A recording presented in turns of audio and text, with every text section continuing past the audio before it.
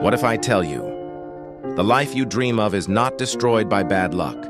It is destroyed by lack of discipline, not talent, not intelligence, not opportunities. Every time you say, "I'll start tomorrow," every time you quit when it gets uncomfortable, you are silently choosing the life you don't want. But here's the truth most people never tell you. Discipline is not something you are born with. It is something you build. And in this video, I will show you exactly how. Look around you. The person who wakes up early every day. The student who studies when others are scrolling. The athlete who trains even when motivation is zero. They are not special. They simply learned one skill that changed everything. And once you master discipline, success becomes predictable. So let's break it down step by step. Most people think discipline means being strict, being harsh, being perfect. That's wrong.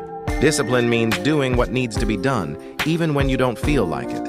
Discipline is choosing long-term comfort over short-term pleasure, progress over excuses, action over emotion. Motivation comes and goes. Feelings change every day. But discipline stays. If you wait to feel ready, you will wait forever. Step 2. Start small. This is crucial. Here is why most people fail. They try to change everything at once. They say, "From tomorrow I'll wake up at 5 a.m. I'll study 6 hours daily. I'll stop all bad habits." And after 3 days, they quit. Why? Because discipline is like a muscle. If you overload it, it breaks. Start painfully small. Examples: read 2 pages a day, exercise for 5 minutes, study for just 20 minutes, wake up 15 minutes earlier. Small actions done daily create self-trust, and self-trust creates discipline. Step 3. Create a non-negotiable routine. Discipline grows when decisions disappear. If you decide every day whether to do something, you will eventually decide not to do it. So create a routine. Same time, same place, same action. Example: study every day at 7 p.m., exercise right after waking up, read before sleeping, make it automatic.